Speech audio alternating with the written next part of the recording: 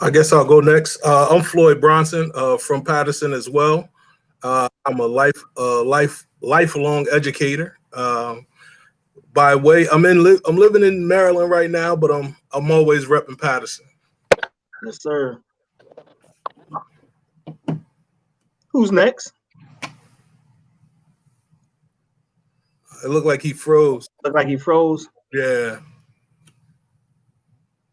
So let's go. The other person that is on with us tonight is Mr. James Marvin Gray of Next Level Credit Repair.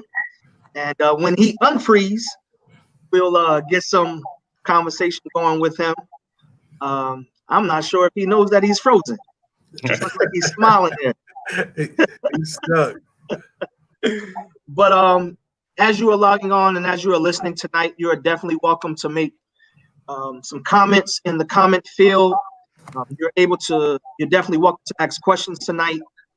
And as the conversation gets good and we come down your lane, share with your friends, because I know that we are not the only ones having this particular conversation tonight, especially within the Black community. So again, tonight's conversation, we are looking to debunk some myths, and we are looking to gain some clarity as it pertains to credit and how it works. And we are looking for some opportunities to reposition ourselves in this life and what's happening in the economy. For whether you build a business, whether you want to pursue a dream, whether you want to buy a house, whatever it is, whatever your goals are in life, we want to educate you tonight on this thing we call credit. So he's still fixing. So this started, just to FYI, a little background, this started from a conversation on Floyd's page. He was asking about what particular service may offer better opportunity at monitoring your credit.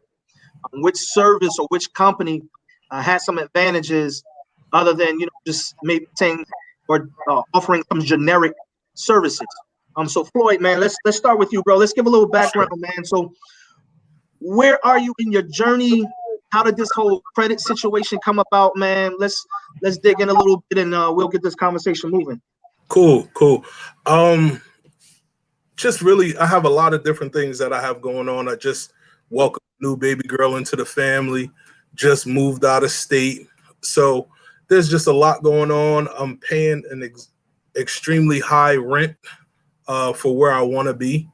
And I'm starting to look at it like, okay, if I could pay this kind of money to rent someone's property, I'm sure I could get a mortgage for this same amount of money, but I needed to look at my credit.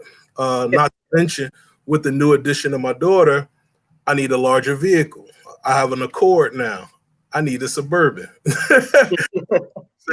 So it kind of started with that, and I just started looking around. I started working on my credit through my credit union. My score, I worked on it on my own. Got my score to go up over 100 points. But now I was at a point where I needed to go and start looking at a vehicle. And I'm like, okay, I did all of these things. I did a consolidation with my credit union, wiped out all my credit cards to a zero balance. My monthly payment and the interest rate is much lower than what I was paying on all those different cards. So I got some things, that I'm trying to do. So I said, let me start looking at my credit a little bit more. And I'm getting scores. I'm seeing things, but I can't imagine that my score still looks like this with this the information I'm getting from the free site.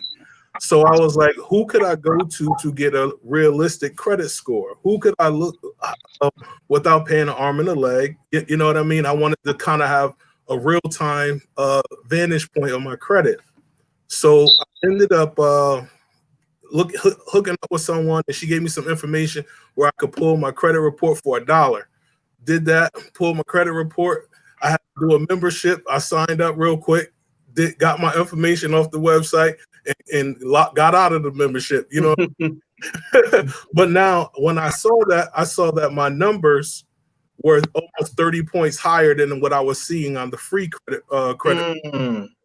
So that gave me a little bit more understanding of where I was versus what I was getting on a free site. So that question had come from just really wanting to know real numbers, not the ones that I have to wait for 30 days to see the actual number. Good stuff, bro. Good stuff. Thank you for sharing that. Because we're gonna get a little deeper into that. Marv, you're on, bro. Introduce yourself, man. I'm back, man. Well, I'm so happy to be here with you guys. Mr. Bronson and Mike, my first time meeting you guys, I believe. Yes, sir. I'm so happy to be on with you guys. My brother Jason, always happy to jump on with him. Some people know me as Marvin. My full legal name is James Marvin Gray. I saw you put in parentheses that Marvin. That's why I brought that up. Yeah. I've been in financial services for well over 21 years. And I've been involved with, the credit business now for a little bit over about 2 years now. And I got involved in it, right? Because when I look at this cast of characters that we have here today, I wanted to help out those who look like us. Because I know, my parents being from the South, dad from Louisiana, mom from Virginia, they didn't teach me this stuff growing up. So, I really got involved because I wanted to help educate us on how to improve our credit and how important our credit is to it. Because most of us in our communities don't realize that. So that's how I got involved in it, right? By working at, I can say the name of the company. I worked at Merrill Lynch for well over 20 years.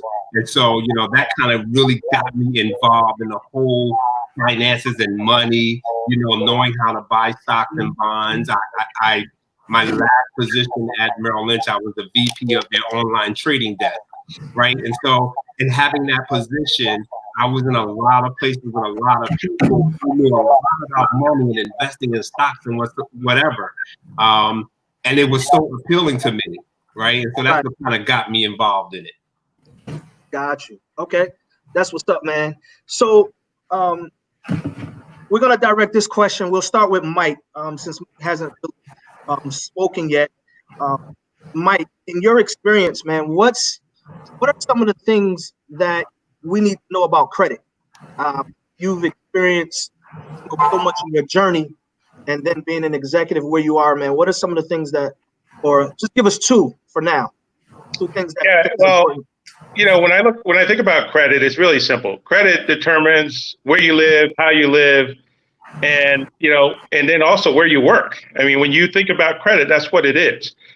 Because most companies now, over 95% actually do background checks. Out of that, about 87% actually do credit checks.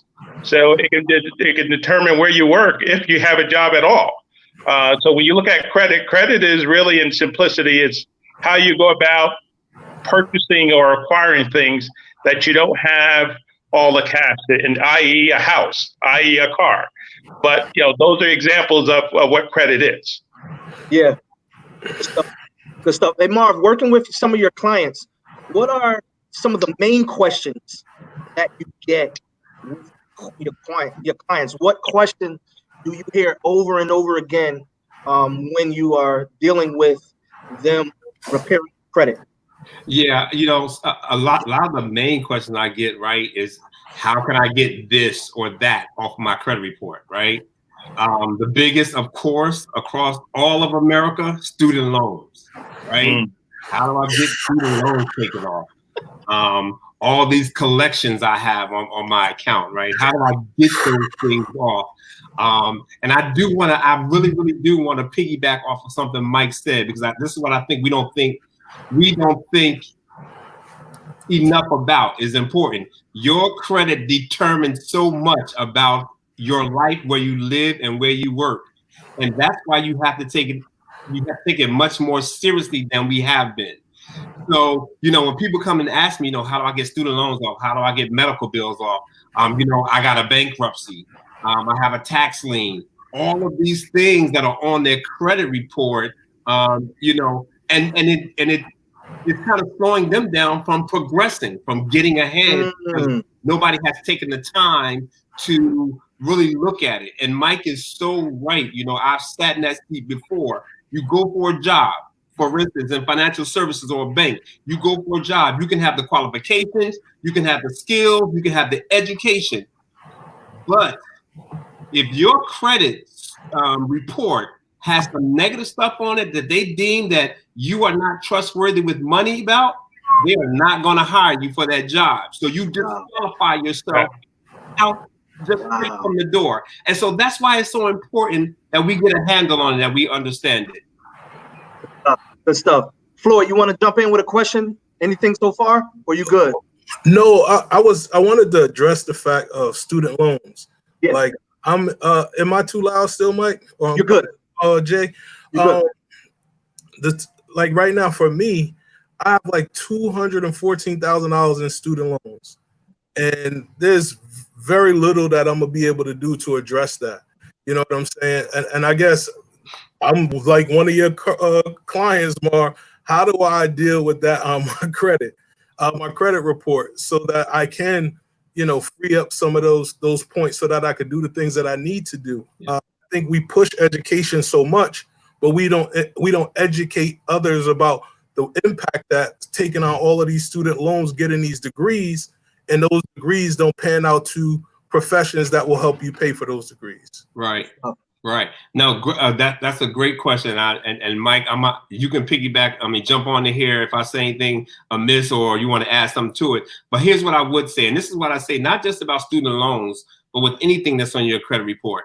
Just because you owe the money does not mean that item needs to stay and remain on your credit report. Woo. I want to be very, very clear with that. I don't really care how much you owe. I don't care who you owe or how much you owe. It does not mean that it has to stay on your credit report. Now, we gotta take a step back a little bit, right, about this, because what we need to understand is how it even gets on your credit report, right?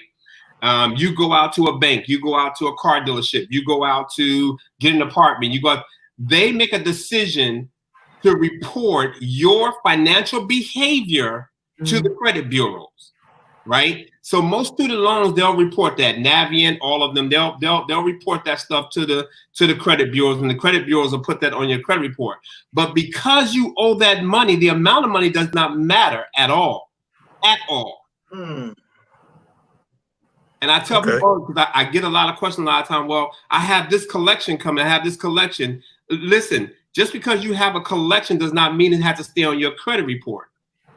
You can still have it cleaned off your credit report. And here's what I tell people. I want to have it cleaned off my credit report because I want to get my credit score better so I can live in a better neighborhood, so I can get a better job. And then I can meet some of the needs of those student loans I have to pay back. Now, it doesn't mean you don't have to pay those student loans back. It doesn't mean that at all. You could, while we're in the midst of this pandemic time, there's been a lot of forbearance going on, a lot of things they've worked out. And I don't think student loans are being paid now until September or whatever have you. Take advantage of that. But just because you owe it does not mean that it needs to remain on your credit report. Yeah, and I want to jump in. And one of the hardest things to actually remove is the student loan, because government is just slow to move when it comes to that, right?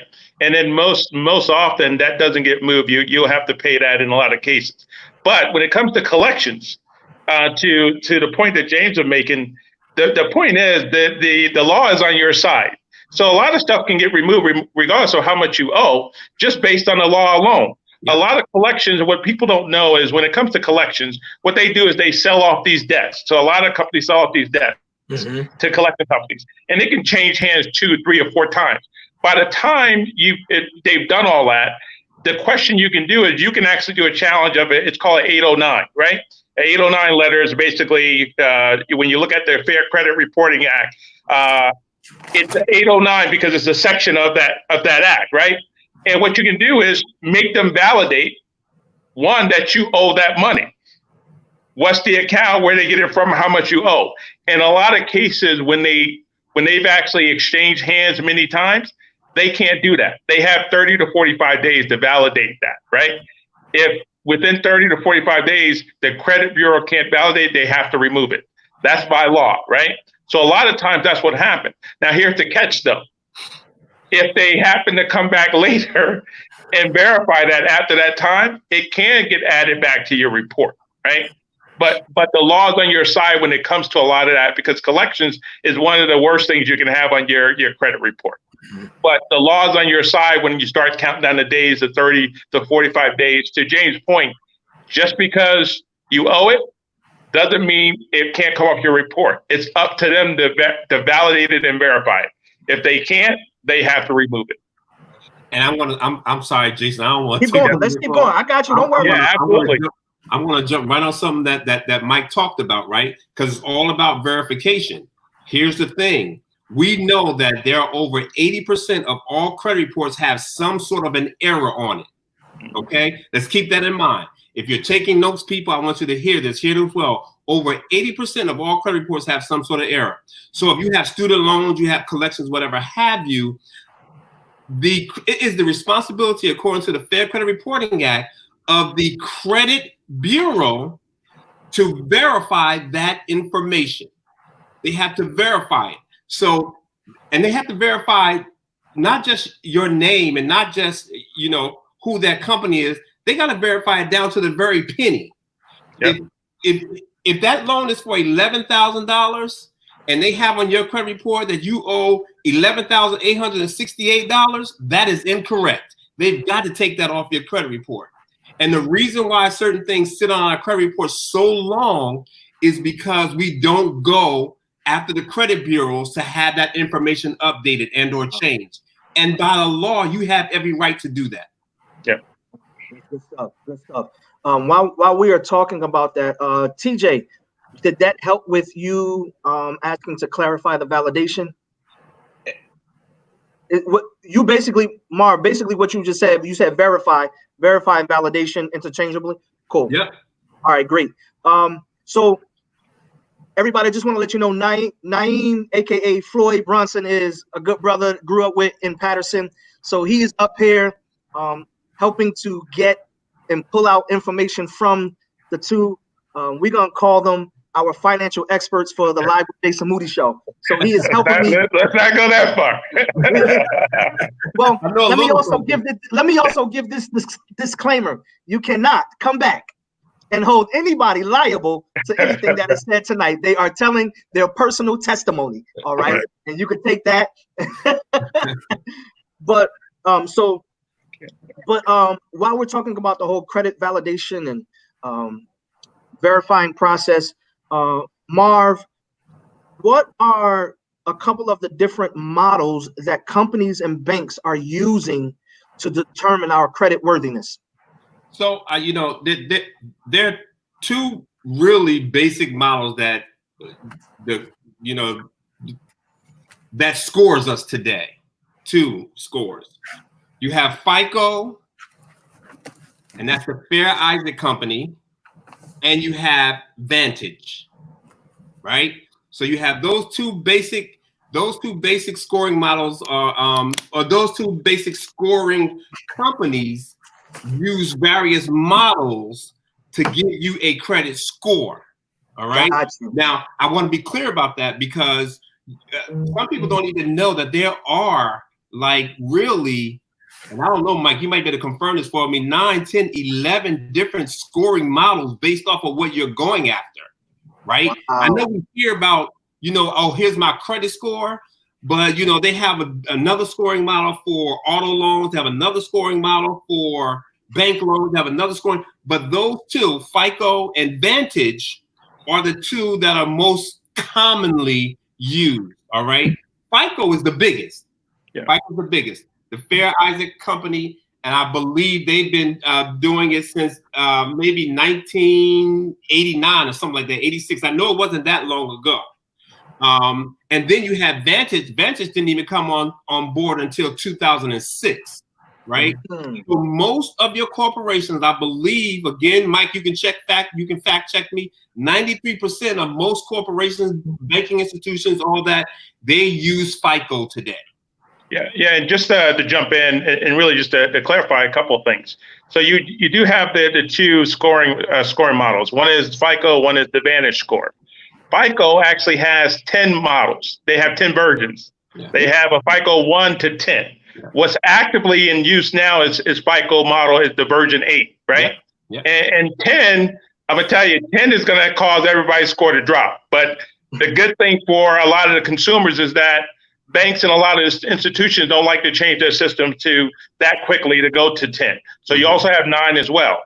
So when you go for an auto loan, like James said, when you go for an auto loan, when you go for a credit card loan or just a credit card, when you go for a mortgage, your score changes because the algorithm for each one of those for FICO changes because it changes slightly. But you can have a FICO score where you look at your FICO score is one thing.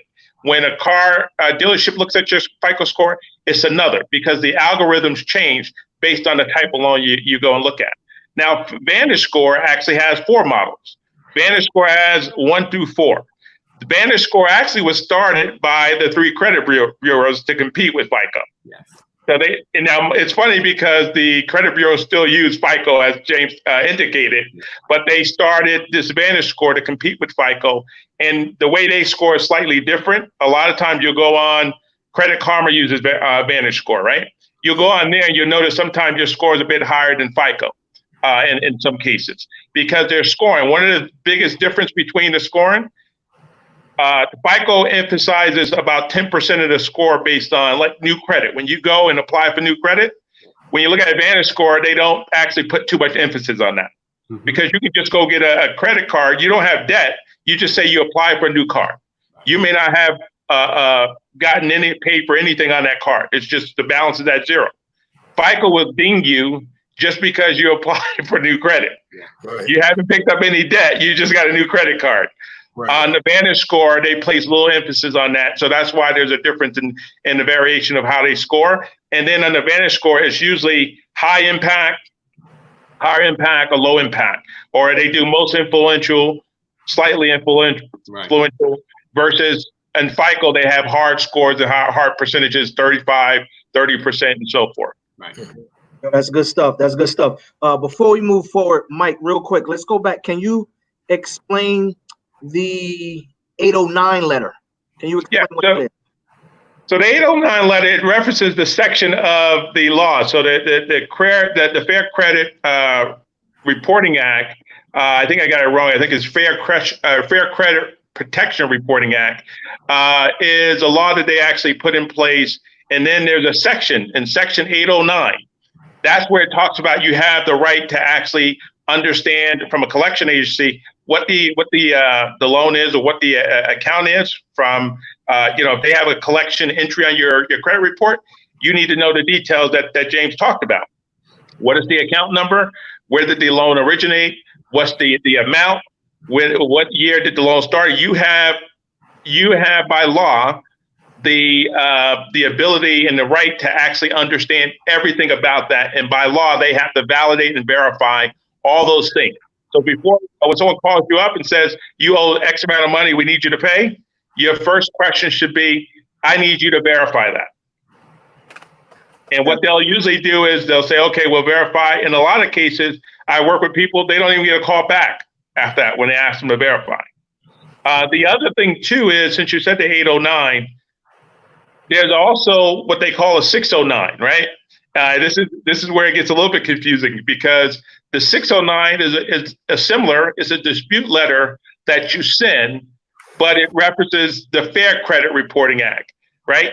The difference is Fair Collections Protection Act versus the Fair Credit Reporting Act. So the 609 is a section in the Fair Credit Reporting Act that allows you to question any errors on your credit report so you can dispute. So most people call it the dispute letter, but most people know it in the industry as the 609 letter. And Jason, I love this conversation. I love it. One thing that Mike said is so true. And I guess I got to call you Mr. Bronson because that's what I see on the screen, Mr. Bronson. The one thing I want everybody to understand and know, you have a right to dispute whatever's on your credit report. But the first thing you got to do is you got to go out there and get your credit report. Absolutely. Stop being scared of it. Go out there, get your credit report. You want to see it from all 3 credit bureaus, Equifax, Experian, and TransUnion. And look and see what's on there. I have so many clients that I have worked with who've had stuff on there I am really not lying, that has been sitting on their credit report for 12 and 13 years, holding their score down because they never went to see what was on their credit report and didn't even care about it. I mean, I don't know why so many of us, we're scared to go and do it, but go order your credit report. And to that point, Jason, I just want to say this one thing. What he's saying is simple. You can't manage anything you don't measure. Yep. Your credit score is a measurement. If you're not managing it, right? If you're not managing it, it can go anywhere. So the one thing you have to do is look at where it is, and then you see the score. You have to manage it, whether you want to go up or whether you want to go down. Yeah. And to his point, get your credit report. And when you get your credit report, get your score, your credit score, because they're two different things. Your credit score and your credit report are two very different things. Absolutely. I call your credit report your report card, right? That is really an adult's report card on how they're doing with their finances, right? Yeah. And then that credit score is your grade. Yeah, there you go. Perfect. A, or B, or C, or D, or like most of us, at least I have been in the past, I failed a whole lot of times. But that's exactly how I see it. Hey, Marv, man, it's a stigma in our community, man, that most professionals, man, don't match the profession that they're in, bro. So we just want to make sure that we talking to a genuine, legit, authentic credit repair person tonight that's not preparing people's credit and then they struggling on their end. Well, are you saying you want to see my receipts? Nah. Oh, okay. That's not what I'm saying. I want to make sure. Because I want my receipts. Yeah. So, but you know, again, just wanted to add some levity to the conversation because, you know, again, we have a lot of people in our communities that preach one thing, and when you do their background, it's just not what they're preaching. You know what? You said something that is so key, and I thought about this today and getting ready for this call. I really thought about this, right? Because when I used to work out a lot when I was working out. If I'm going to have a physical trainer, I want somebody that's going to look the way I want to get to, right? Come on, man. You know, I want that. I mean, I can't have you sitting up there eating donuts and cheeseburgers and fries and all that stuff and telling me to go out there and push weight. I want somebody to look that way. And so, you know, the good thing about me is that, you know, when I started to do this, I made sure that the first thing that I signed up for was to repair my credit. Because I'm probably like everybody else on this line today. I didn't know. Yep. I did not know. And I've gotten cars, I've gotten so many other things, and I was so happy. And I'm gonna take you to my church world right now for a second. I was thanking God. Oh, look what God did for me. But what I was not realizing was all that stuff that I was thankful for was definitely a blessing, but it was adding a burden to my life because my credit score was so jacked up. And I found myself in debt, right? In debt because I'm paying more for something that I really shouldn't be paying that much for. We see it all the time, don't we, Mike? We see people who go out there, they'll buy a car, and the car you should have paid off in 4 years is taking you 8 years to pay off. Hey, I'm going to let Bronson go because, Jason, I got a real story which you'll relate to, which most people don't know, but this is real talk based on what he just said. No, I definitely have experienced that, James, with my current car. I'm paying a Mercedes-Benz note for a Honda Accord. Okay. The reason at the time I didn't have what I was told is I don't have enough credit because the only thing I had was student loans in my previous car. Mm-hmm. So, that's why they said my numbers were out of whack. Mm-hmm. I did have a question in regards to TransUnion and why there's less emphasis on TransUnion, or why is your score much higher? Is TransUnion, is that what it is? Mm-hmm. Yeah. My credit score is like 20 points higher there than it is on the other two credit bureaus, but people don't talk about it as much. So I just wanted to understand why that is. Yeah, it all comes down to who your creditors decide to report to. Because one of the key things that people need to understand, your credit score is always going to be different on all three. They're hardly ever the same. Right. Because your creditors sometimes either choose to report and update either one, maybe two, or all three. Yep. In some cases, just one. So that's why your score is going to be different, because you can look at your credit report. If you get your credit report from all three credit bureaus, you'll find that all your accounts aren't present on every single one. Yep. So that's why your scores are different. Okay. That is so true. And I try to emphasize that, people, and that's that's why it's important to get your credit report from all three bureaus. You want to make sure of what's on your credit report, and it's either across the board, or you want to know exactly what is on it so you can work on getting it off. And that's the one reason why people always say, well, wait a minute, I have a 680 here and I have a 710 here. Well, guess what? There's probably something not being reported on one or the other. So that just emphasizes why it's important for you to know exactly what's going on with your credit score and report. May I quickly interject? Now, with that being the case, where your credit score is 3 different numbers and 3 different platforms, what is the determination in choosing which platform they're going to pull from? Very good question. A lot of time they just take the average across the 3. Okay. So that's what you should look at. And then also depends. If some companies only use one of the credit bureaus. Yeah. If they pull all 3, they'll take the average across the 3, but some companies only use just one of them. Yeah. Okay. Got it. Good stuff. So hey, true. Mike, let's share your story, and then we're going to go to some questions from the audience. Yeah, so I want to share the story to make it real to folks, because a lot of times people see, we sit up here and James shared it a little bit about his past. You know these things because you kind of go through it. So, Jason, you probably remember when I had the Nissan Sentra? I don't know if you go back. That was like my very first car, right? Blue joint. Yeah, the very first car, the hatchback, the Nissan Sentra hatchback. So I started having problems with it. I was like Bronson. The whole contract was upside down. Basically, I was a teenager, 17, 18, my first car. They see me walking in, right? So they had me into undercover coding and all this other stuff I didn't need. So I was just happy to buy the car. And then at some point, the car started having all these problems. So I thought I was smart enough where, you know what, I'm just going to not pay for the thing. I'm going to look for another car. I'm just not going to pay for it. I didn't know any better. And one day they came and actually, I even said on the phone, come get the car. I didn't think they were going to be serious about it. Sure enough, they came and got the car. So after that, it's like you never look back, because you kind of understood a lot of things. And that was a blemish on my credit report. And I showed you my numbers. I think you guys talked about this earlier. My feeling is anybody that you're looking to help you fix your credit, you should ask them what their score is, and they should willingly show you that. Now, you guys, we're sitting here talking, and people's like, well, you're talking about it. But Bronson and Jason, you guys know my credit score. I actually sent you my numbers, right? Yes, sir. So my thing is, my credit score has always been anywhere between 780 and 825. That's always been the range, depending on what I spent for that month, because your score changes month to month, right? Yeah. And the goal is to get it to 760. 760, you can get pretty much at the best interest rates.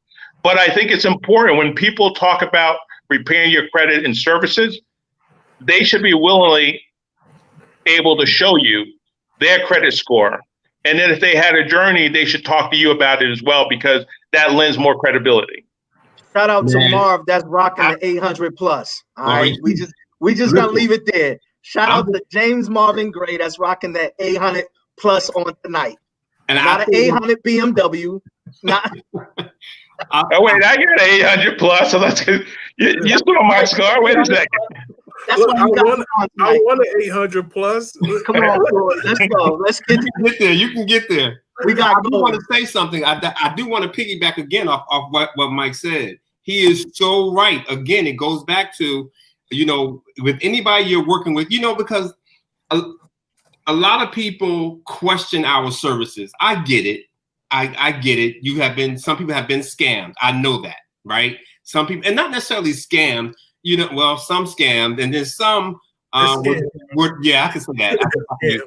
Some have been scammed, and others have dealt with people who may not have necessarily been familiar enough with what goes on. But Mike says something key. And here's what I tell everybody.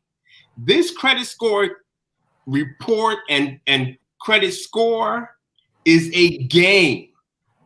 It is a game. Ooh, good stuff. Listen, it is not a number that sits there. Do you not know that I can use my credit card today and go to 31% of my available limit, and my score will take a hit. Yep. In that 1 month's time, it'll take a hit. Now, I don't worry about it because I know how to get it back to where I need to get it back to. But people need to understand it is a game that you had to play. So it's not just about cleaning. And I tell people this all the time. Not just about cleaning up your credit report. If y'all noticed this, I had to change my tone because I get fired up about stuff like this.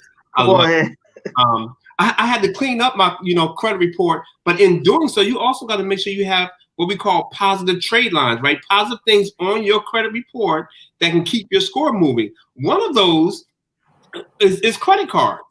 And using a credit card is a game. A lot of times in our community, we think, I got a credit card, I got $1,000 limit. Oh, I'm good now. I can go and get what I want to do. We can go out for the weekend. I'm telling you that if you use it past that 30%, those three credit bureaus, Equifax, Experian, and TransUnion, are going to ding you. So it's going to bring your score down. But I just want everybody to understand and I don't want to make light of it as if it's a game, but it's a game that you have to play. There's a process to it. There's a lot to it for you to keep it up. And that's why I love educating people about it, because we can clean it up all day. But if you go back and make the same mistakes, it's going to go right back down again. But I want to teach you how to keep it up. We're gonna dig in a little bit with the DTI and the utilization part too. Let's get a couple of questions from our audience. Anybody can answer. Do you have to request your credit report, then request your credit score, or can you do it all in one? You can do it all in one. I suggest people do two things. One is get an account at myfico.com. You get all three, and you can get access to your reports there. And then also get a account which is free at creditkarma.com, because that's your Vantage score. So that way you have a view from both models. You have your FICO view and you have your Vantage score view. Good stuff. I'm gonna put one more on there for him, and and this is good because we're going through this pandemic. If you go, so normally you get your credit report free one time a year, and then after that you have to pay. But right now, since we're going through this pandemic and the president declared a national disaster, you can actually go to annualcreditreport.com and you can order your credit report for free through April 2021. So I want people to understand that. So there's no more reason for you to say, I don't know. You can get it for free and see what's on your credit report. Yep. Good stuff.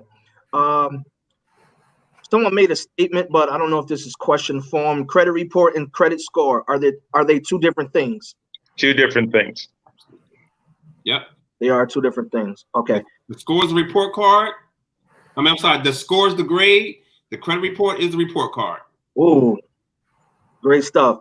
When you dispute a debt, should you do so with all three agencies? You should dispute. Go ahead, Mike. I'm sorry. If it shows up on all three agencies, it's one of those. It all depends. If it shows up on all three agencies, you should dispute all three. If you only want to dispute where it shows up. Yeah, exactly. Just wanted to ask a question. When you are putting someone on your credit line, can you guys talk about that, and how does that help or hurt, or get that information out there? Go ahead, Dave. Strategy. Listen, good question, bro. Good question. I think you bring up a good point. And so here's how I'm going to start this off. It can help and it can hurt. It depends on whose credit report you're going to be on, right? So I tell people who are very good and responsible and have been educated on how to manage their credit, it's a great thing for you to put your children on your credit cards, whatever have you, because it helps build them up a credit score at a very young age until they get on their own, whatever have you. If they're responsible, right? That's the part. That's the part. That's the key. Yeah. The key to all of this is being responsible. I can get on. I can have my name added to Mike's stuff, but if Mike is making his payments late, if Mike is not making payments, if Mike is irresponsible, it's gonna hurt him as much as it hurts me. Good stuff. So you want to make sure that it is somebody that's absolutely, unequivocally responsible. You don't need nobody that's wishy-washy or nobody, or or Pooh Man in them and all them.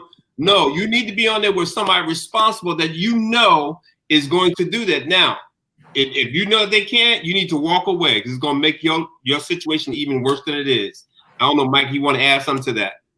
No, I think you covered it. At the end of the day, who's ever the primary account holder, that's who's going to be responsible for the account. Doesn't matter how many people or who you put on. If you're the primary account holder, ultimately, you're going to be responsible for the account. Yeah. Good stuff. Floyd, you good? Yeah. I kind of knew that. I just put it out there because I hear a lot of people constantly discussing, oh, I'm going to get on this person's credit line and use your credit line to build my credit and so on and so forth. And it's just one of those things that I feel like we are partially educated on. Absolutely. We have these guys here. I just felt like it was important to bring up. Absolutely. Good stuff. Two things. Can we repeat the FICO website again? It's myfico, myfico.com. And then the word credit, karma, KARMA.com. Those are the two. Okay, to clarify, if the debt is on all three, if you dispute and it is removed from one, will it automatically be removed from the other two? You go, Mike. No. Different bureau. No. Nope. No. Nope. Excellent. And so you know what, Jason, that goes into a question that you sent me, right? And how does the process work, or can anybody do this? Listen, you have to understand it is a process. Each one of those credit bureaus, I keep saying the name so everybody can get familiar with it. That goes back to my teaching days. I'm sorry. Equifax, Experian, TransUnion. Each one of them, think of them as three separate people. They have their own minds. Yes, there are some things that they legally have to do. But you have to go to every one of those people and have a conversation with them if you want something taken off of your credit report. I can't go to you, Jason, and say, hey, Jason, can you take Mike's Atlanta hat off? I can't do that. I got to go to Mike and say, Mike, can you take your hat off? And so it is with those items that are on your credit report. You got to go to each one of those credit bureaus and ask him to remove it off of your credit report or legally dispute it. Question. Goodwill letters. What are your thoughts? Are they effective? Help me out. Yeah, they are effective, but the creditors have no obligation whatsoever to remove anything off your account. Now, if you've been consistently late on your payments, right? Over 12 months, you pretty much were late 10 of those months. Trying to go back and ask them to remove something, late payments off your credit report isn't going to work. So if you were late, let's say 2 years ago, and you've been consistently paying on time over the past 2 years, then yes, you have a good chance of them actually removing a payment from 2 years ago off your report because you demonstrated responsibility over a long period of time. So I think that's important. Sometimes it can be shorter. It can be 3 months. It can be 4 months. It all depends. But yeah, it's worth a shot because you don't lose anything by doing it. Absolutely. Good stuff. Okay, guys. So let's go ahead and let's move into this DTI, debt to income ratio, and this whole utilization piece, man. Marv, you mentioned it a little bit about the game. Please allow us to use this term, not in a cynical way, but understand to give you just more of a better perspective of what goes on. You talked about if you go over the 31, if you go over 1% over the 30. Yes. Let's talk about the utilization piece, man. So So here's the thing, right? So the credit bureaus have decided that good use of your credit cards is at 30% of whatever your credit limit is. So I gave the example before. If you get a credit card and your limit is $1,000, right? They say, well, you know what? In order to exercise responsible good behavior, you should only be using $300 of that $1,000 limit. That's what they say. Now, you might think it's unfair because you got this credit card for $1,000, $5,000, whatever. That's all well and good, but that's what they say is fair, responsible credit utilization. And when you use that, it works in favor for your score. So here's a story for me, right? A year ago, before we came through this pandemic, I had gone away from my job, and normally I put it on the corporate card, and so everything is fine. But I got to the hotel, something was wrong with the room, whatever, yada, yada, yada. I wound up using my card. Well, my job is a little bougie sometimes. The hotel was really expensive. I said, well, look, just put it on my card. Here's the card I gave them. Here, it had the limit, but that limit was 36%. 36%, okay, of my card. So, I didn't think nothing about it, So I came home, whatever. I am adamant about checking my credit score, making sure stuff is right on my credit report, because I realize that my credit, my credit speaks for me everywhere I go. So I check it all the time. I looked at it and my score had literally dropped 40 points. 40 points in that one space of time. Now, the good thing for me is that I know what to do, right? So before my due date, I use a practice that some people probably use and others may not use. But what I did before my due date, 2 weeks before my due date, I paid off half that balance. And then 3 days before my due date, I paid off the remainder of that balance. So I wanted to get that down under that 30%, because normally you don't necessarily know, even though let's say your due date is June 9th for your credit card payment. I don't know when that bank is reporting to the credit bureau. So I need to make sure that I get it under that 30% before they report to that credit bureau, right? So, but those are the things that can happen. That credit card utilization shows them that you are responsible, which is why we see people, and I always tell people, when you practice good behavior, then we can go back and we can ask for your credit limit to be increased because you're responsible. You know how to handle it. When I do that, now I get to use more than $300, right? As I raise my credit limit. But you gotta practice responsible behavior. That can help your score 30, 40 points a pop. I have people now that I'm working with who have 3 and 4 of their credit cards that are over that 30%. And I said, listen, if you just work on getting this down, you're going to see a difference in your score. Wow. Yeah, I want to jump in because, and I want to take some time on this one because this part is important. When you look at your credit score, over 65% is based on your bill payment history and your credit utilization. Yeah. So the utilization is important. It accounts for about 30%. Yeah. I want to spend some time on that. One is the rule of thumb is, the credit bureaus look at 30%. Here's what I'm telling everyone to do. Whatever the rule of thumb is, you take that and split it in half. So if it's 30%, your rule of thumb should be 15%. That's with anything, right? That's the first thing you do. Because if you look at the people with the perfect credit score, there's about 1.6% of Americans have the perfect credit score, right?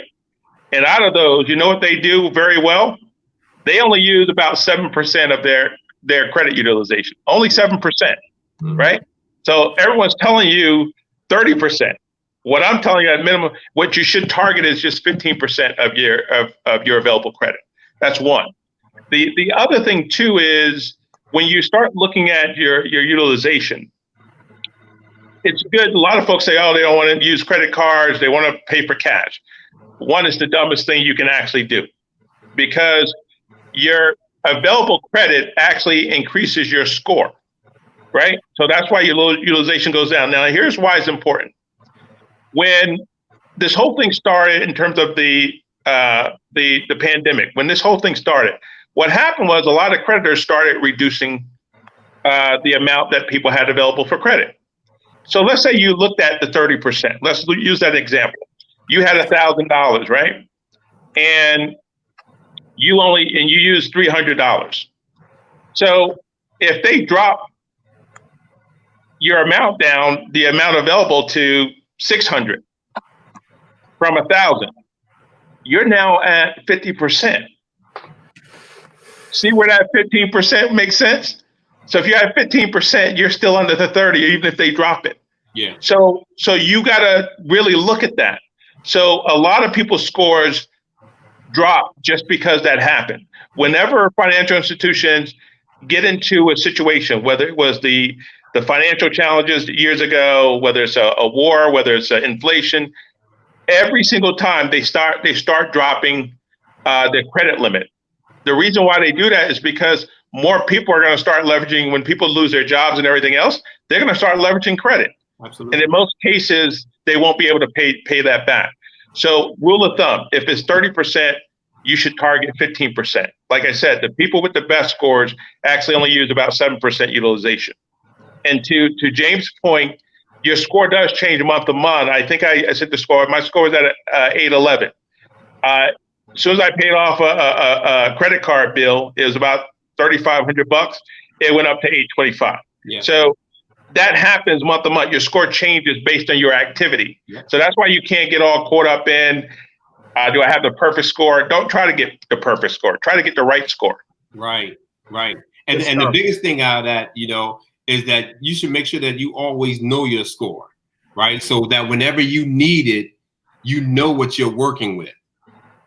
A lot of times, we go out and we want to buy a car, for example, right? So we go and we fill out the paperwork and they go in the back. And the reason why they have to run it 8, 9, 10 times is because they're trying to find somebody that will take that loan based off that credit score they got. But if I always tell this story about my car I have right now. When I went to get it, and I told the guy what my score was. He came back out, offered me a sandwich and water and everything, right? Because he's like, okay, I know what I'm working with already. My motto is know before you go. Know exactly what you're working with. So that way, when you know that, now you know what you're going out to look for. You know what you can afford. You know what you can do. Good stuff. Just a couple of questions from Floor. I recently paid off 6 credit cards. Should I utilize to 30%? Mike just gave the rule of thumb. So these questions were asked kind of at the beginning of this part. I recently paid off 6 credit cards. Should I utilize to 30% or keep the balance at 0? Don't use any more than 15%. And if you don't have to use them at all, don't use them. But you're going to have to use them at some time based on what you do. But if you're going to use them, keep the utilization down under 15%. Got you. Khadijah, what's up, Khadijah? What about paying someone to fix your credit? Don't know if you talked about that. So how do we want to talk about it? You can do it on your own, I believe. We kind of all agreed. But if you don't have the time, if somebody else jump in. I'll jump in, and James is on here. So obviously, you can, if you don't have the time, don't want to do it, don't understand the process, you use someone like James, right? And then also there's someone else we know, Tamara Roberts, who also does that. She's a realtor, but also works with helping people fix their credit. As much as I understand it and know it, I don't have the time to do it. So it's like, if people have questions, I'll answer the questions. But there's professionals out there like James and like Tamara Roberts that actually do this, and they can help you. Tamara can help you get into a home. James can help you get into, just by improving your score, a home, new car, you name it. You can most definitely do it yourself, because when you think about it, the person helping you can't actually do anything in your credit report without you. because the identity is yours. So in essence, that tells you can do it yourself because they can't pull your credit report without you. They can't get your score without you. So you can definitely do it on your own, but working with someone that's done it a few times, understands the process, because it is a process and it's not something you fix overnight. And there has to be a consistency level to it as well. So if you can hire someone to focus on that while you're focusing on all the other things you got going on in your life, do that. If you can afford to do it, do it. But you can definitely, certainly do it on your own. Good stuff. Thank you. I'm just going to piggyback a little bit, if I can, Jason, off of that. Sure. Everything Mike said is so true and so right. And the reason why, I have the clientele that I have, the number of people that I have, is because it is time consuming. There's a lot, we can send off your information to a credit bureau this month. They may not budge. We may have to come back and reword the letters or look at something else that's going on and have to go back out to them. And the biggest reason why you would come for someone like me is because we take the time to do all that for you. But you can absolutely do it on your own. Absolutely. But I tell people it's a process. I had a gentleman hit me up on my phone the other day, say, hey, nothing's happened. I went back, I looked at his information. I said, okay, wait a minute. Hold on for a minute. You just mailed the letters out on April 13th. It was just now, May 22nd. I'm like, dude, you got to give him at least 30 to 45 days. I mean, be patient. And that's the whole ideal, right? Because people have to learn how to be patient. It's a process. You didn't get yourself in this slump or this hole or this situation overnight. You're not going to get out of it overnight. Stuff. And I just want to give a shout out to, and Floyd's going to come, want to give a shout out definitely to Angelo McCutcheon, who I worked with some years ago with this process and learned a lot. Someone who was in Patterson, we were looking to, patronize local businesses. And this was something that wasn't, becoming a pastor, it's more than sermons. There's a business aspect to it that you have to learn. And my Mike, I knew you would like that. But, that was one of the first things, early, we're still considered a, starting church, but, that was one of the things early that I thought was important. And he and I, just having discussions on that, credit report, because, I want you to walk in your spiritual walk and know God, but, I want to be able to, acquire some assets and, and help people. And listen, when that credit score is shot, like you said, like you're overpaying. You're paying for it. You're paying for your bad mistakes and your misuse and your mishandling of your finances. And so I thought that was very, very vital. So I just wanted to shout out Angelo McCutcheon, who helped me with my process. And, Khadijah, you said cool. So we just, again, just presenting transparent information tonight. And while you can do it on your own, if you have professionals out there with the proven track record, please, right. my community, you can do it on your own. Do your due diligence. Be very, very thorough. But you find yourself getting stuck. Ask questions from the professionals, not your homies who got a 520 or 480. You know what I mean? Like, I don't know what it is about our culture. We're quick to ask people questions about something that they have no clue about. It's imagery. The bells and whistles. People look like money, but they broke. You know what I mean? Bro. So it just seems, and if you're talking about something enough, people believe what you say. So it doesn't have to be a matter of showing receipts, so to speak. But my question to the gentleman was regarding inquiries that, James, you were talking about, just how they trying to run your credit several times, trying to get you a decent payment with a car. I'm going out to look for a new truck, a used truck, but new to me. You know what I mean? How do we get inquiries off of our credit report? Is that possible? Mike, you want to answer? You want me to answer? Or are you asking me? No, you go first. I'll go after you're done. You know, here's the thing about inquiries. Now, inquiries, I will tell you, they can be removed. They can be removed. They can be deleted. Normally, they stay on your credit report like 2 years or so, based off when you went and made that had that inquiry done. If you're going out looking for a truck, right, they might run it between 6 or 7 different banks. On that same particular day, it won't hurt you as much as if you went out this weekend and you go out again next weekend. Here's what we talk about responsible behavior again. Here's what the credit bureaus do. They look at it and say, well, you know what, Mr. Bronson, he was out looking for a truck last week. He couldn't make up his mind then. Now he's going back out next week or a month later looking for another truck, and they run a report again to see if you're eligible for a bank loan. Now you got 5 or 6 more inquiries. It's like, this guy, he is, to them, they ding you more when you go out on separate occasions, looking for those same things. But those inquiries can be removed, but normally it takes 2 and 3 years. Now, after a while, there's such low impact, it doesn't even matter, right? I just showed Jason what my score was, and I have 4 inquiries on mine. I don't even bother with them. Because it's not affecting my score like that. Because they were old. They were when I got my last car, and they're just going to fall off when they fall off this year. But again, that they will hit your score in the immediate, but over time, they reduce or lessen their effect on your score.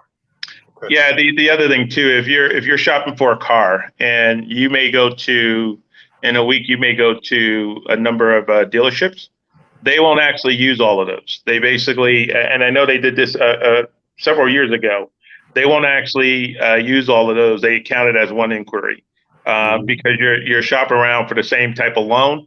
They will only count it as one, and then they don't. There are only a few points when you really look at it. It's when you look at inquiries, there's only a few points. Years ago, it was like 2 points. I think that's changed, but it's not that high of a point total where it would actually severely threaten your score. Okay. Yeah, and most of the time I tell people, listen, when I look at your credit report, inquiries are the least of your concern. Yeah. Okay. You got a bankruptcy on here. You have some other stuff going on. That's more important to have them removed than that little inquiry. Okay. Yeah. Guys, when for those who are listening on, when we Mike ran across some information and I was looking at it last night. So when we get off of this, I'm going to post some of the things that we're looking at and how different items affect your credit score. Yeah. How different items affect your payment history, mixed credit, how all of those things happen. So we're going to post that afterwards. A couple of more questions from the audience. Does it hurt or help your score to have automatic bill payments? I'm the automatic bill payment king. So it helps because here's the thing why it helps. One is a bill you don't have to worry about, because a lot of times we miss payments because something slipped our mind or something like that. With me, anything I can put on automatic payment, that's what I do. Anything and everything. Whenever I get a chance, I try to put everything on automatic payment because it's something you can take care of that you don't have to worry about, and it's being paid.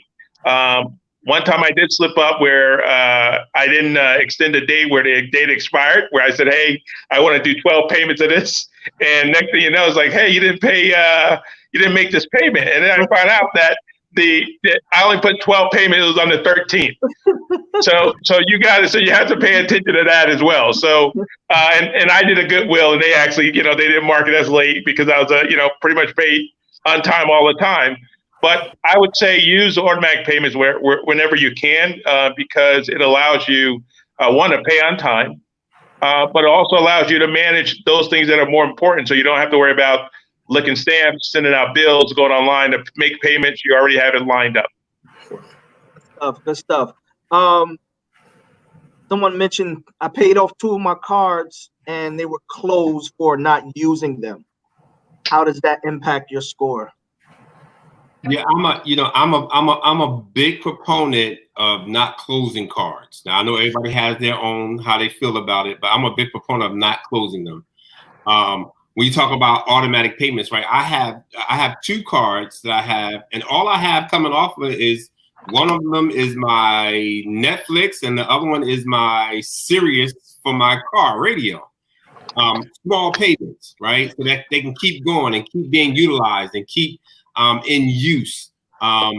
Because what I don't want to lose, which is a big part of your score that Mike referred to earlier, is that credit history. I want to build up that credit history. And I know that Mr. Bronson, wait, let me just stop for a minute. Mr. Bronson, what is your first name? Floyd. Floyd, thank you. I've been calling you Mr. Bronson this whole time. Okay. Floyd, talked about this before, right? When he said that he went for something and he didn't have enough credit, right?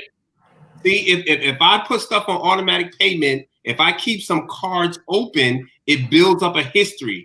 And over time, now I have a history that the credit bureaus will say, yo, okay, he's had that 4, 5, 6 years.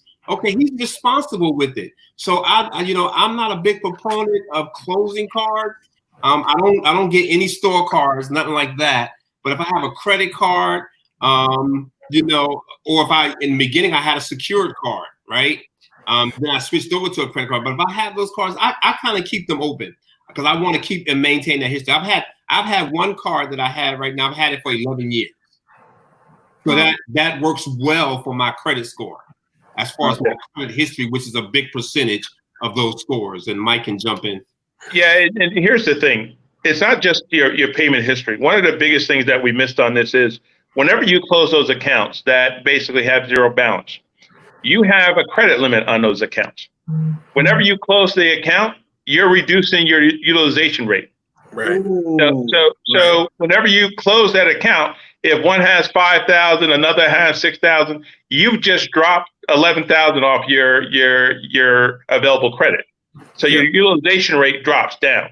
So you gotta pay attention to that. And then I want to go back to something you said earlier, Jason. DTI. DTI has nothing to do with your credit score. Absolutely. Great. Yeah, so your debt to income ratio has nothing to do. It's a monthly average where it looks at your monthly gross income and then how much your monthly debts are, right? And they tell you for a mortgage, don't go over 40%. Your income doesn't factor into your credit score at all. And I think people need to be clear on that. Your income does not factor into your credit score. You can have someone that makes 25 grand a year and have a perfect credit score. Yes. It's all about paying your bills. It's about managing your utilization and all the other things. So I just wanted to go back and clear that one up. Thank you, Mike. Thank you for clearing that. Definitely. Go ahead, Floyd. No, that just happened to me, Mike, on a card with a $3,000 limit. I paid it off, and looking at my credit score, I saw that I basically got like a ping for it because now I don't have that same level of credit that I had as far as available credit. I did want to just say this.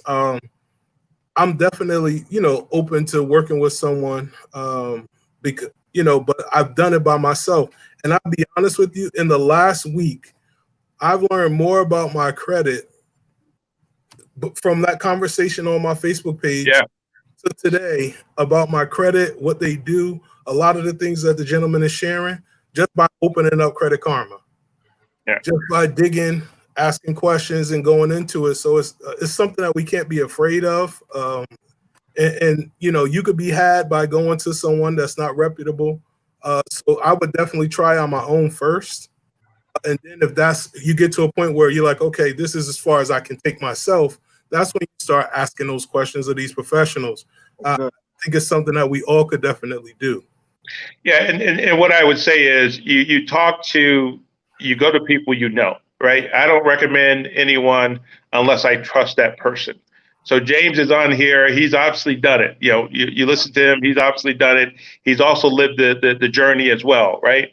So you got James, who's here, and then also Tamara. In terms of just real estate, she's helped quite a bit of people we all know, and then at the same time, her work ethic. So those are two people right there that if you chose to pursue and get help, those are two people that can actually help you. Yeah, and here's what I would add to that.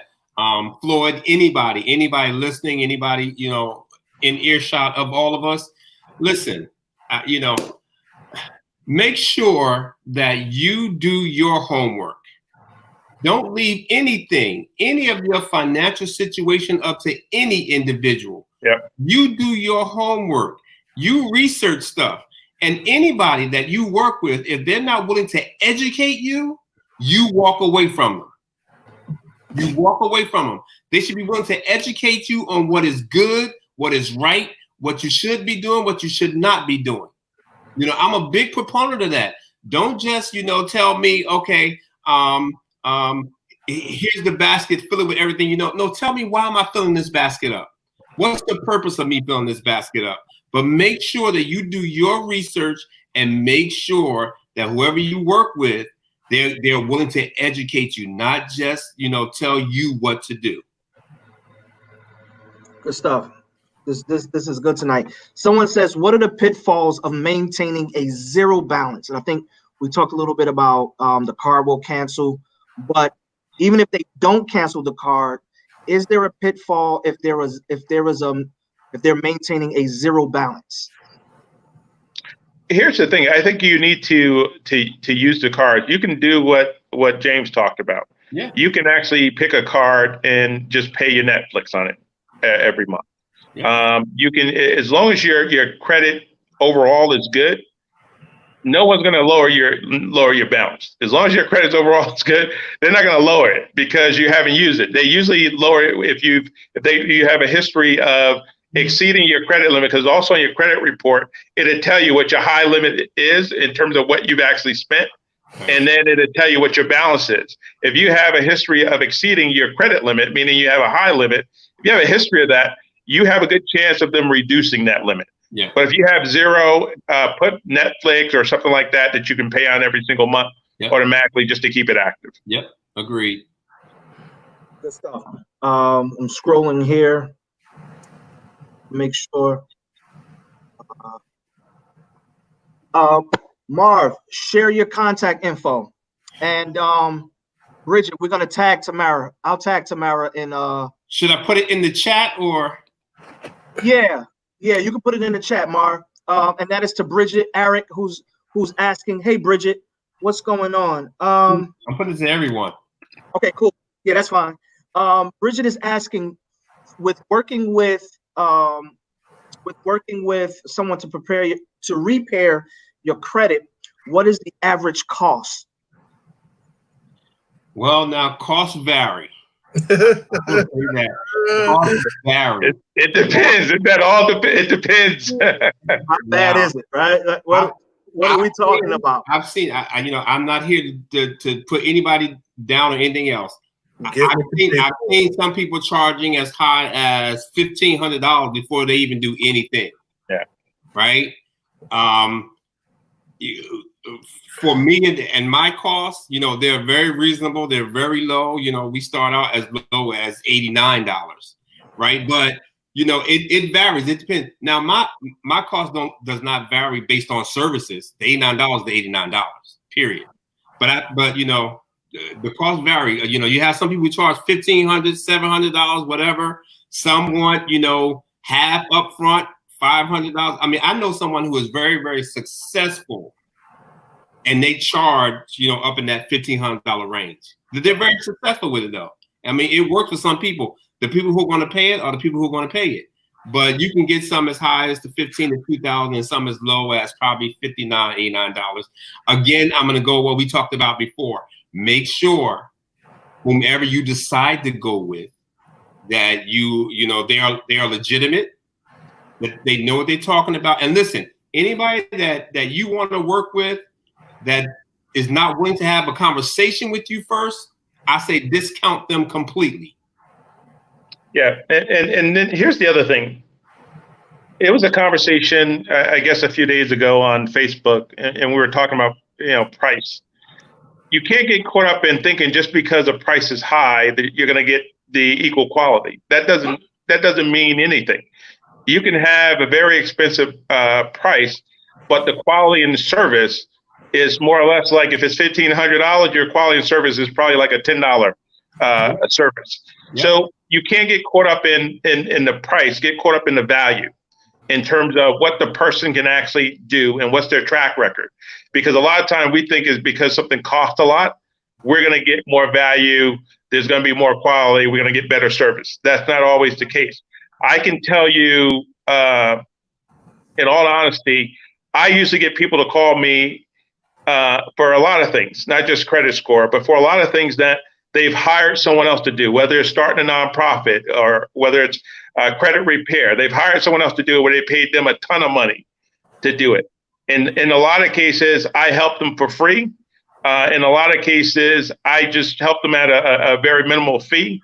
So it's not about the price, because it doesn't assure that you're going to get quality work.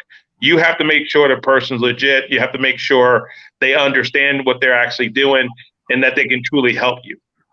Good stuff. Absolutely. Agreed. Good stuff.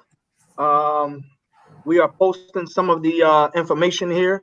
So please, guys, make sure you check the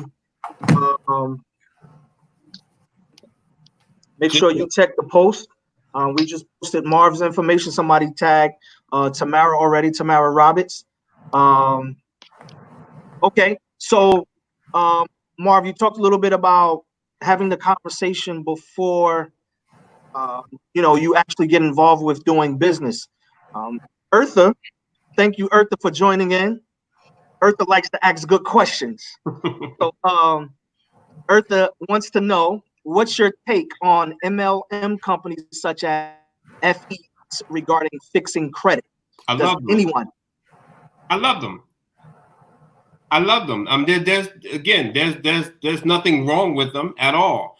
An MLM company is just like Avon, or just like what are some of the other MLMs? Mary Kay, right? All they are face-to-face people having a conversation with you to fix your credit. I get a whole lot of conversation about, I don't really want to bring this up, but how they do business. Here's what I say to you. If they're not bringing something of quality to you, you walk away. Walk away. When I explain to people my business, what I do and how I do it, if you don't want to do it, I'm okay with that. I have some other people that I can get to. Matter of fact, I got a whole phone full of them who are always in line that need some help. But MLMs are no different than them. And nobody's turned away Avon. Nobody's turned away Mary Kay. They are billion-dollar conglomerates.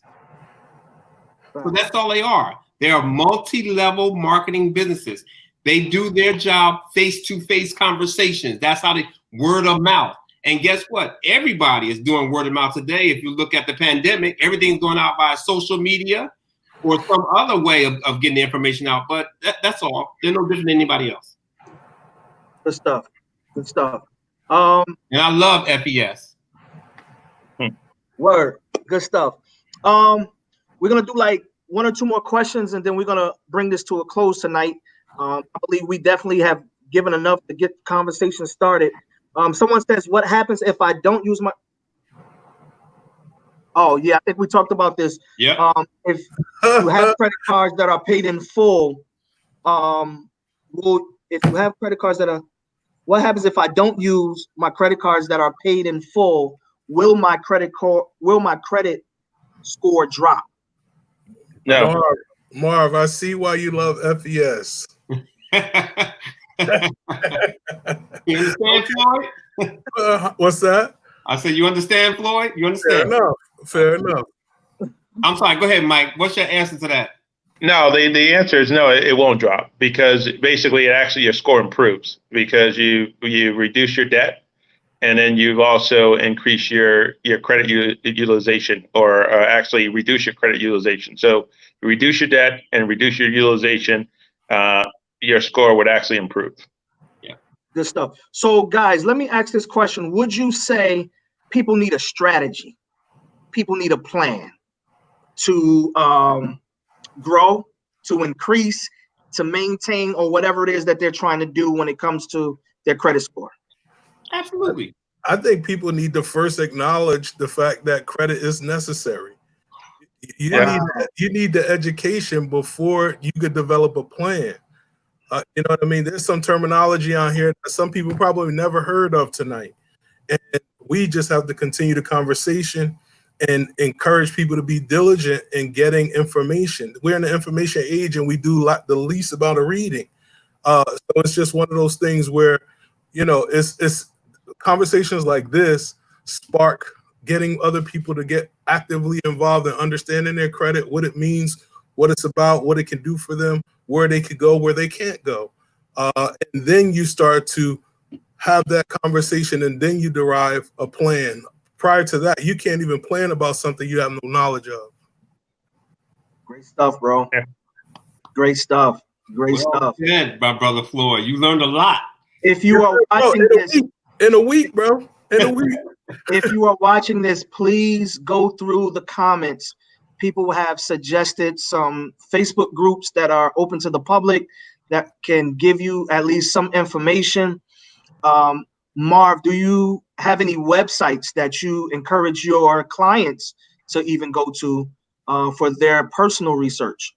Yeah, I do have a couple. I think, like Mike has already alluded to, myfico.com, and I don't just go to them because I want to know the score, but myfico.com, I use Experian.com.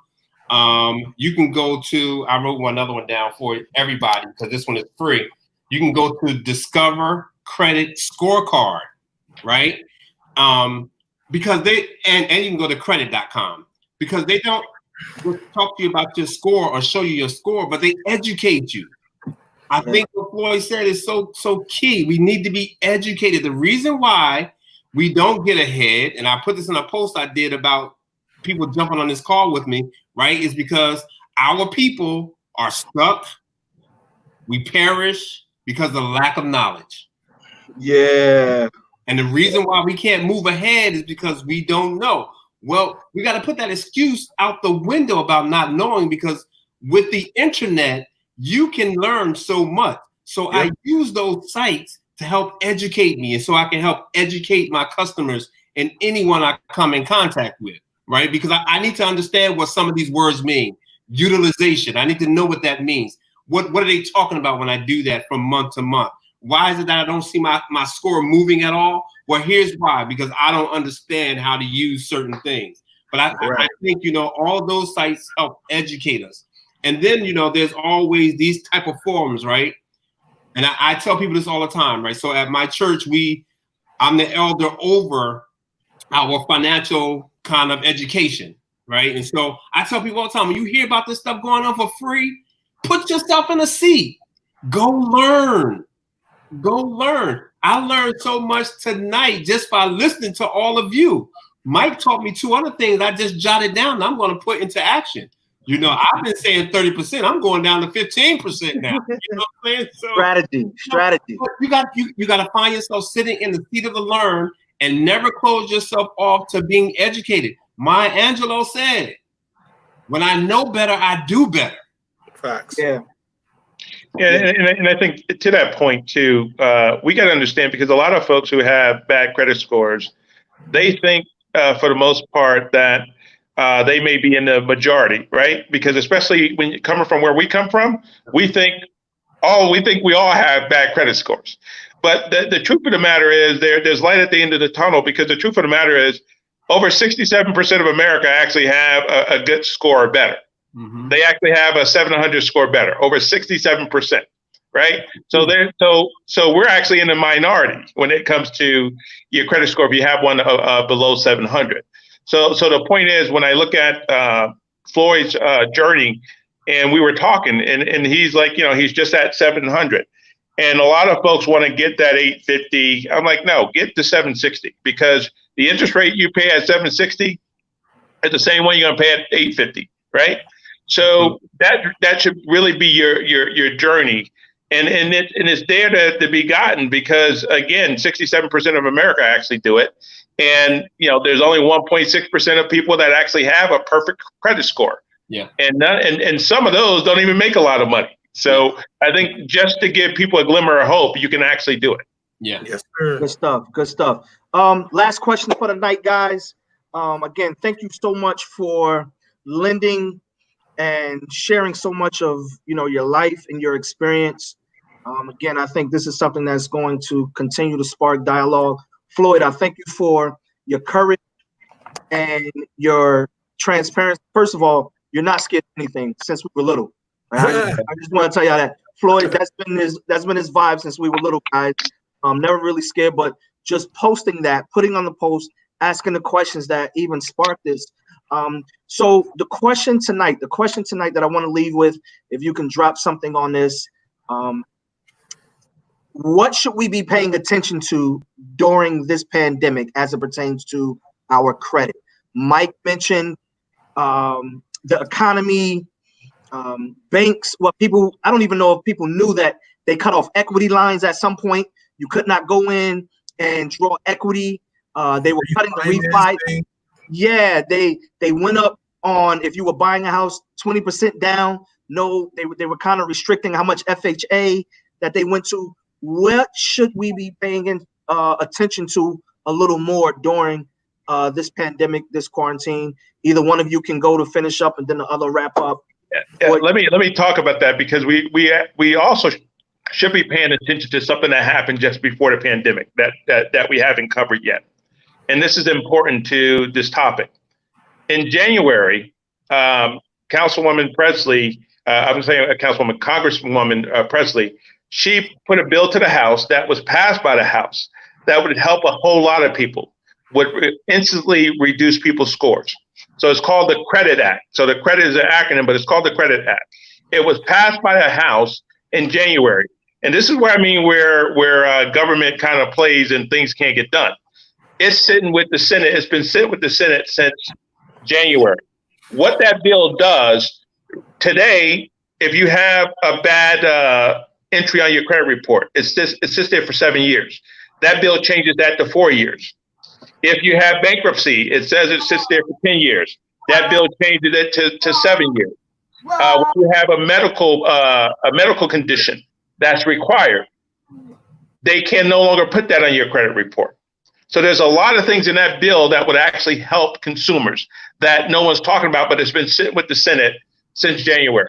Wow. So now, fast forward after this pandemic, the banks are still going to hold on to the position of increasing the approval to 700 credit score. They're still going to keep that for a while. Yeah. They're still going to require more money down. So that's going to be the new normal for a while until we kind of get through this whole thing. But the other thing is, what's going to happen, a lot of jobs are going to kind of remove the requirement of looking at your credit score for because some positions, they do a credit check. You don't get a credit score in your report. I want to clear that up. Whenever a job does a background check on you, there's no credit score in that report. They get a modified version of your credit report, but there's no credit score. So they just judge you based on entries there. But I think a lot of jobs are going to loosen up the grips on the background checks, because a lot of people are losing jobs. So, and a lot of those roles don't require a background check as it relates to credit. So I think you're going to see a lot of that happen. So that 87% that I talked about earlier is going to go down probably to about 50% or so to get people back to work. But what I also see is folks taking the time, like Floyd, and really looking at their condition, and hopefully they're taking that time now and seeing what they can do to get better, whether it's their credit score, whether it's their strategy around finding a job. All those things during this pandemic, that's what people should be thinking about, is how do I come out of this a lot better than I was before it, right? Because that's really going to be key. If you're not thinking about that, then there's absolutely something wrong. But those two things, coming out better, and then looking for this Credit Act that's sitting on the Senate desk, that will help a whole lot of people. I just want to jump in real quick because I got to get my kids down. Right. It was amazing, bro. I really thoroughly enjoyed it. I learned a lot. It's taken me, into deeper conversations and understandings than where I started. And I'm with Mike. This pandemic should be showing you who you really are and where you really are in life and where you want to go. And there's in counseling, there's this thing called the WDEP. And it talks about, what do you want? What are you doing? How do you evaluate it, and what's the plan? And that's something that I use. It's a part of reality counseling, and it's something that I use with my students often. And just what do you want? What are you gonna do? How do you evaluate that, and what's the plan to move forward? And you keep walking yourself through that during this time, I think you'll get a better understanding of who you are and where you're going. And I know for me, I have to come out of the pandemic better and not bitter. A lot of people are losing. I can't lose. I got too many people counting on me. You know what I mean? So it's really important for you to use this downtime to really focus, and not focus on being outside, but focus on dealing with who you are inside. And then once you get back outside, you'll be something to see. So, how about that? How about that? Hey, Floyd, man, thank you so much for tonight. No doubt, man. I'm gonna text you because I might need to bring you back next month to talk about. I'll talk to you about it. We got it. All right, man. Y'all have a good one, man. We're celebrating. All right, man, Floyd. Appreciate it. Yeah. So, Marv, man, where should we be looking at? What should we be looking at? Well, listen, I agree with everything Mike said. The biggest thing that I want to make sure that we are doing, right, is that number one, we are getting a handle on exactly what our credit report is saying about us. You know, I say this everywhere I go. Everywhere I go, your credit is speaking for you way before you get places. It is. It's talking for you. So you need to understand exactly what your credit report is saying. And this is the perfect time during this pandemic that you can get out there and get your reports for free and understand what's going on. Because trust me, and I'm sure Mike can agree with a lot of this, when this is all over, all of those deferments for student loans, all that other stuff that's going on with your mortgage companies, all the exceptions that we've asked for with all the other payments that you have to make, they are going to put you back into that normal state, and they're going to be looking for their money. They're going to be looking for you to pay them or to make that loan whole again. So you need to understand exactly what's going on with your credit. And then I would say the other good thing, and I think everybody has touched base on this a little bit, is that this whole pandemic really, really is a time for you to be honing in on what you can do better. There's no reason for us to come out of this pandemic, every one of us, without having another set or another stream of income set up. Wow. It's time out for you depending on one stream of income in your life. This pandemic has taught us so much. People have lost their jobs. People have been furloughed. Some will never go back to their positions that they had. Never. Unfortunately, people have passed away, right? And I've seen so many times and so many where people have been hurting and starving for money. You ought to take this time to be setting up another stream of income for your life to make life better for you financially. Part of that is fixing your credit, knowing what's going on with your credit so you can go out there and start those businesses. Some of you are great at so many things, but you can't get it off the ground because you don't have the funds or the credit to do it.